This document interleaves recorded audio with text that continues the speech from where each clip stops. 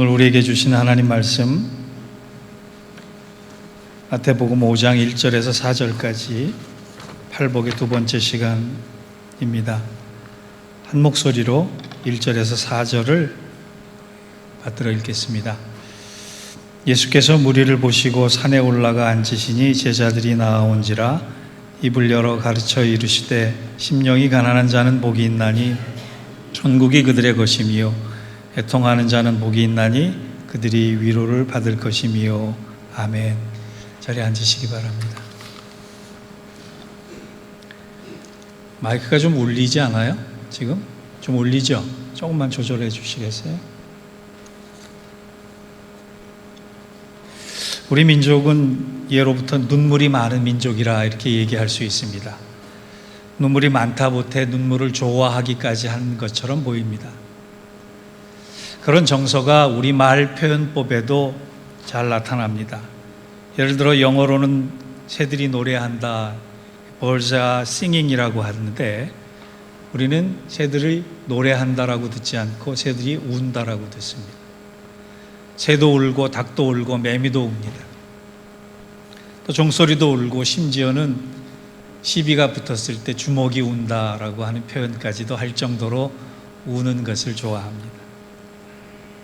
여기 계신 분들도 세상을 살면서 웃을 일보다 울 일이 더 많다 이런 생각을 하실지 모르겠습니다.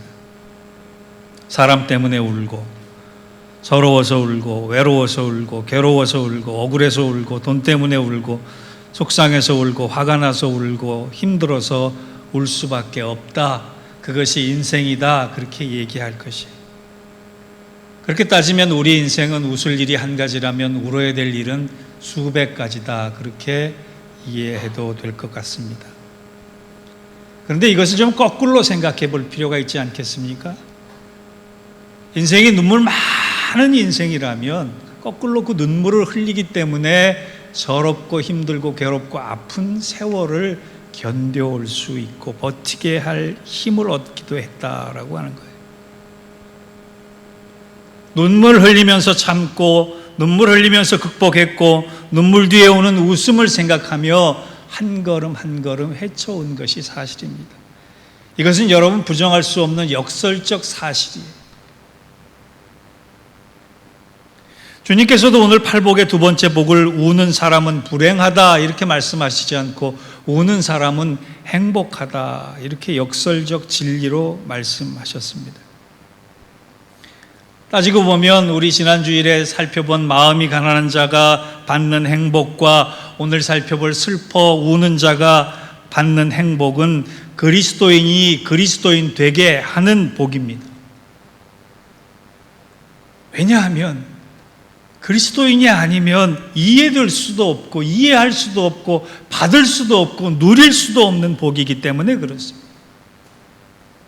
오늘 팔복의 두 번째 시간 주님이 말씀하신 팔복, 행복한 존재 이 두 번째 시간은 애통함입니다. 즉 슬퍼함이 왜 행복해질 수 있을까라고 하는 것을 오늘 말씀을 통해 여러분과 나누려고 합니다. 오늘 본문이 주는 교훈은 첫 번째 주님의 말씀하신 애통함의 뿌리에는 우리의 회복과 구원이 연결되어 있기 때문에 그렇다는 거예요. 성경에는 슬픔을 표현하는 방법을 9가지 정도 단어로 표현합니다. 예를 들어서 여러분이 성경을 읽다가 눈물을 흘린다. 이거는 당연히 슬픔을 표현하는 방식이죠. 크게 곡을 한다라고 하는 것도 슬픔의 표현입니다. 머리를 풀어헤친다. 머리에 재를 뿌린다. 머리카락을 자른다. 옷을 찢는다. 슬픈 노래를 부른다. 맨발로 다닌다. 베옷을 입는다라고 하는 표현을 만나면 이것이 성경의 저자가 슬픔을 표현하려고 이 표현을 썼구나 이렇게 이해를 하시면 돼요. 그것이 성경에는 총 9가지 정도의 슬픔의 표현으로 등장을 합니다. 그런데 이 9가지 표현 중에 예수님이 말씀하신 이 애통이라고 하는 단어가 헬라어로 펜타오인데 펜테오인데요. 펜테오라고 하는 것은 이 9가지 슬픔 중에 가장 짙은 슬픔, 가장 큰 슬픔, 가장 감당기 어려운 슬픔, 가장 무거운 슬픔을 이야기하는 거예요. 마치 사랑하는 사람을 죽음으로 떠나보내고 이별할 때 부모가 느끼는 감정, 형제가 느끼는 감정, 여러분 그걸 어떻게 말로 표현할 수 있겠어요? 가슴이 찢어지다 못해 갈기갈기 흩어질 것 같은 그 비통한 슬픔, 그것이 펜테오예요. 그런데 주님께서 그렇게 슬피 우는 사람이 행복하다라고 하는 말씀을 하는데 그게 어떻게 이해가 됩니까?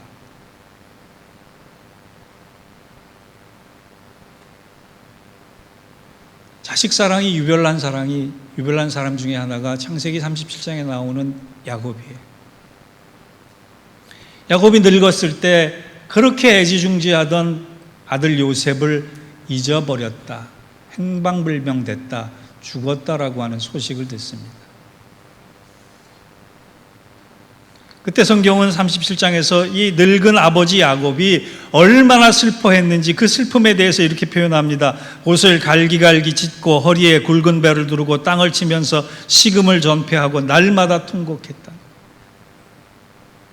여러분, 이 슬픔은 경험해 보지 않은 사람은 알 수 없는 슬픔 아니겠습니까?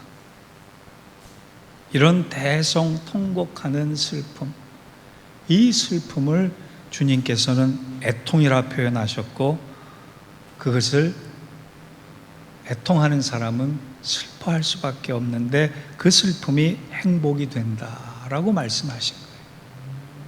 왜 그러셨을까요? 우리는 단어의 어원을 좀 쫓아갈 필요가 있습니다. 오늘 예수님이 사용하신 이 펜테오라는 단어는 놀랍게도 그 어원이 히브리어 페사흐라고 하는 단어에서 파생된 단어예요. 히브리어 페사흐가 발전해서 헬라어의 펜테어가 된 겁니다. 그런데 이 페사흐라고 하는 단어의 뜻을 찾아보면 두 가지가 있어요. 하나는 슬퍼하다라고 하는 단어가 있고 하나는 넘어가다라고 하는 단어가 있는데, 넘어가다라고 하는 단어가 어디에서 쓰였느냐? 유월절 때 쓰였다. 패스오버. 여러분 아시다시피 유월절 사건은 10가지 재앙 중 마지막 재앙으로 바로와 애굽 사람들에게는 온 땅의 장자들이 죽었던 가장 슬픈 날입니다. 그런데 거꾸로 이스라엘 백성에게는 그 날이 슬픈 날이 아니라 어떤 날이에요? 은혜와 구원의 날이었어요. 하나님을 떠나 있을 때는 슬픔이지만 하나님 안에 들어와 있을 때는 그것이 구원과 회복의 날이라는 거예요.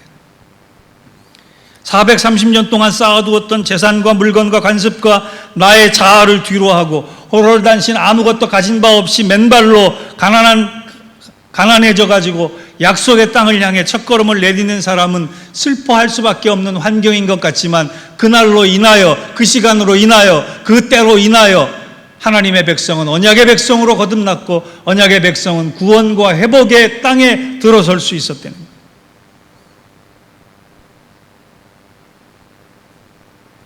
여러분, 슬픔이 인간의 영역 안에 있을 때는 감당할 수 없는 아쉬움이지만 그 슬픔이 하나님의 영역 안으로 들어오면 구원과 회복이 됨을 믿으시기 바랍니다. 저는 어렸을 때요,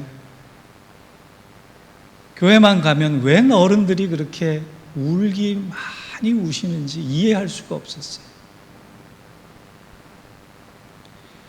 마음 놓고 울 수 있는 장소를 교회로 선택한 것처럼 교회에 오셔서 눈물 한 바가지들 쏟고 새벽 기도 때, 철야 예배 때, 매 예배 때마다 마룻바닥을 눈물로 적시면서 그렇게 돌아가셨던 분들이 계세요.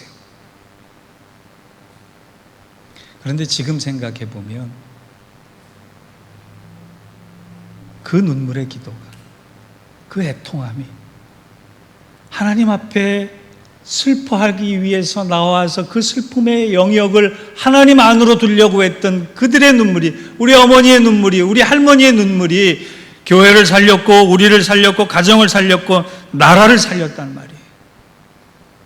그래서 여러분, 애통함이 복이 있다라고 하는 건 애통함이 하나님의 영역으로 들어올 때는 구원과 회복의 시작이 된다라고 하는 것을 잊지 않고 그 말씀이 진리인 것을 믿을 수 있는 저와 여러분 되기를 주의 이름으로 축원합니다. 두 번째, 그렇다면 무엇부터 애통해야 하는가라고. 무엇을 애통해야 하는가? 가장 먼저 내 자신 때문에 애통해야 되는 것. 좀 더 자세히 얘기하면 내 안에 있는 죄악된 모습 때문에 슬퍼하고 내 그 죄 때문에 임한 은혜조차도 걷어차 버리는 나의 죄성 때문에 애통해야 된다는 것. 로마서 7장 24절을 보면 심령이 가난해지고 슬픔의 애통에 찬 모습을 경험했던 사도 바울이 이렇게 고백합니다. 오라 나는 곤고한 사람이로다. 이 사망의 몸에서 누가 나를 건져내랴.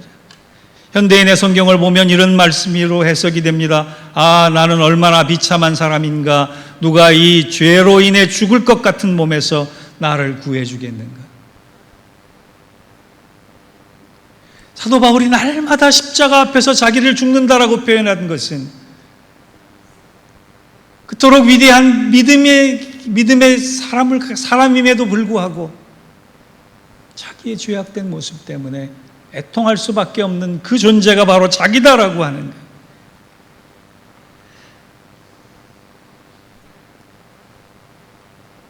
요즘 교회들을 보면요, 목사들은 다 성자예요. 성도들은 온통 의인밖에 없어요. 내가 얼마나 은혜 받기조차도 부담스러운 존재인가. 나를 자각하고 나를 발견하고 내 안에 무엇이 자리 잡고 있는가를 발견하는 것이 두렵고 떨리니까, 아프니까 십자가 앞에서도 그 일을 하지 않으려고 하는 거예요. 시편 51편 17절을 보면 다윗이 이런 고백을 합니다. 하나님의 구하시는 제사는 상하고 통회하는 심령이라. 하나님이여 상하고 통회하는 심령을 멸시치 아니하시리이다. 이 시편 51편은 우리아의 아내 밧세바를 범하고 나서 나단 선지자로부터 책망을 듣고 바로 고백한 시예요. 다윗 같은 사람도 흔져질 수 있어요. 그런데 다윗의 위대함은 죄를 안 졌다가 아니라 죄를 짓고 애통했다라고 하는 거예요. 우리같이 연약한 사람이 죄의 유무로부터 자유로워질 수 있습니까? 죄 안 짓고 살 수 있습니까? 그런데 죄를 짓고도 죄를 깨닫지도 못하고 죄를 바라보지도 못하고 죄와 더불어 사는 것이 당연한 것처럼 여긴다면 하나님이 얼마나 슬퍼하시겠어요? 그래서 예수님께서 복음을 처음 전파하실 때 첫 일성이 뭐예요? 회개하라, 천국이 가까웠다.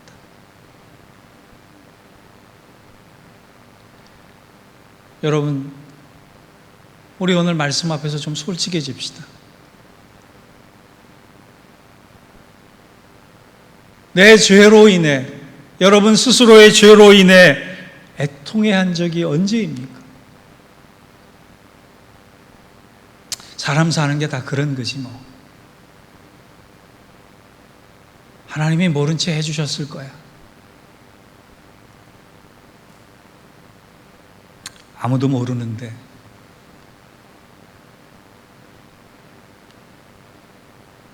내 마음이, 내 믿음이, 내 죄가 성령님을 근심케 한다는 사실 때문에 아파한 적이 언제냐 말이에요. 남을 미워하고 시기하고 질투하고 아프게 한 다음에 정작 하나님 내가 잘못했습니다라고 하는 그 깨달음을 가기까지 여러분 얼마나 애통해 하셨습니까? 끊지 못한 죄의 습관 때문에, 마음의 욕정 때문에, 세상을 사랑하는 옛사람의 본성 때문에 애통해 한 적이 언제냐 말이에요. 오늘 설교하기 되게 부담스러웠어요. 웃을 수가 없으니까 그래요. 분명히 여러분들 마음에 아이고 오늘 목사님 죽 썼으면 좋겠다. 그럴지도 모르잖아요. 엄밀하게 따져서 허물어져가는 지금의 기독교, 모든 신뢰를 잃어버리고 바닥까지 처진 교회, 이 기독교와 교회가 다시 살아나려면 애통하는 사람이 생겨야 합니다. 내 죄를 안고 하나님 앞에 십자가 앞에서 무릎 꿇고 큰 소리로 회개하는 그 한 사람을 통해 하나님은 시대의 부흥의 역사를 일으켰습니다. 오늘 그 한 사람이 저와 여러분 각자의 자신이 되기를 주의 이름으로 부탁합니다. 마지막 세 번째로, 애통한다는 것은요, 인생의 고비마다 하나님 앞에 부르짖어 기도한다는 것. 여러분, 애통이라고 하는 것은 스스로의 슬픔에 갇혀 있는 것이 아니라, 애통이라고 하는 것은 힘들고 어려운 상황 속에 하나님 앞에 먼저 나아가 마음을 토하는 울음이라는 거예요. 그래서 그 애통은 기도가 되는 것이고 기도와 연결되는 것이에요. 눈의 본질은 보는 것이 아니고 눈물을 흘리는 일이다라고 하는 유명한 말을 프랑스 철학자 자크 데리다가 했습니다. 근데 사람들이 이 얘기를 이해를 못한다 그러니까 그가 설명을 붙이기를 뭐라 그러느냐, 눈물을 흘리지 않으면 사람은 정작 귀한 것을 볼 수 없다라고 얘기했어요.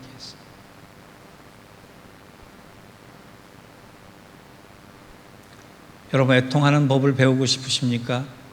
그것이 기도입니다. 제 경험상 애통하며 하는 기도에는 분명히 세 가지가 분명해집니다. 첫째, 기도하다 보면 수많은 신앙적 질문과 의문과 회의가 안개 거치듯 하나하나 이해가 되고 감사가 되고 아멘이 되더란 말이에요. 두 번째, 기도를 놓으면 그때부터 넘어지고 자빠진다는 거예요. 기도의 끈이 아무것도 아닌 것 같지만 나와 하나님을 묻고 있는 동안에 나는 걸려 넘어지지 않는다는 거예요. 시험 들지 않는다는 거예요. 그리고 세 번째, 애통의 기도는 세상에 없는 행복을 경험할 수 있게 된다는 거예요. 오늘 주님이 말씀하신 애통하는 자가 복이 있나니 저희가 위로를 받을 것이며, 이 말씀은 결국 이 말씀입니다. 너의 애통의 이유가 복이 되게 하리라. 왠지 아세요? 저희가 위로를 받을 것이며, 위로가 헬라어로 파라칼레오, 파라칼레투스, 위로와 성령이 같은 단어이기 때문에 그렇습니다. 애통하며 기도하는 자에게 성령의 만지심과 고치심과 역사하심이 임하기 때문입니다. 우리 교회가 시작되기 전 하나님은 한없이 저를 낮추셨습니다. 미국 온 지 몇 개월이 안 됐을 때 감당기 어려운 고난 속으로 몰아가시는데 정신을 차릴 수가 없었습니다.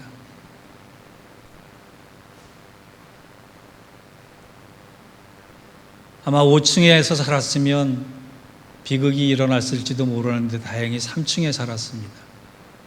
3층에서 내려다 보니까 떨어지면 죽지 않고 다칠 것 같다라고 하는 생각 때문에 멈칫할 정도로 괴로웠습니다.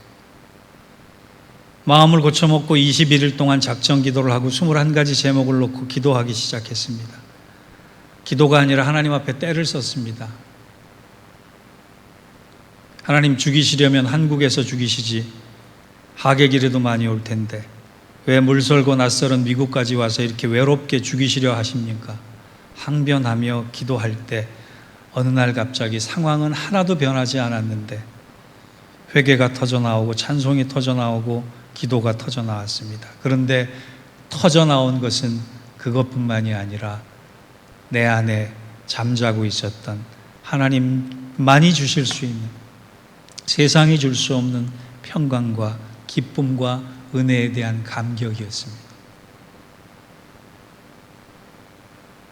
그것을 체험하고 나니까,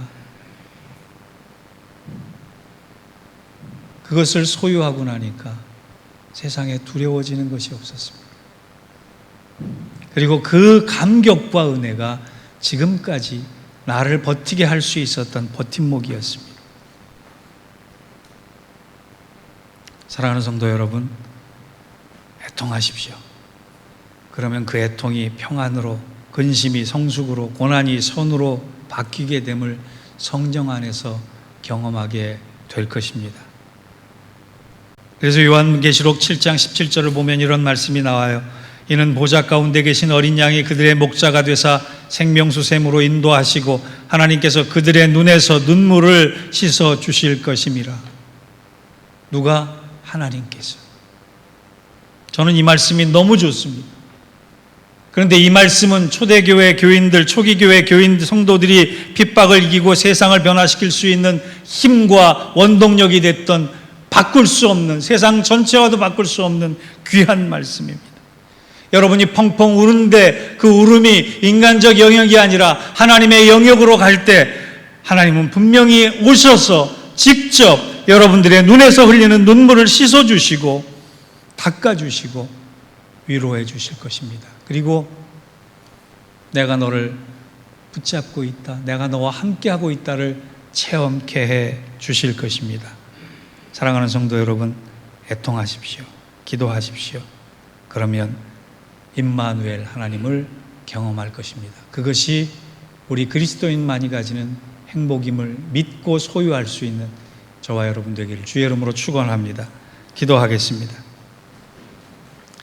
하나님, 세상적인 슬픔, 그것에 끝나는 우리들의 아픔이 아니라, 눈물이 아니라 하나님만이 주실 수 있는 벅찬 감격과 기쁨을 연결하고 소유할 수 있는 귀한 믿음의 사람 되게 하시고, 애통할 때마다 하늘의 위로가 넘칠 수 있도록, 하늘이 주시는 평강과 기쁨이 넘칠 수 있도록 만지시고 고치시고 역사하여 주옵소서.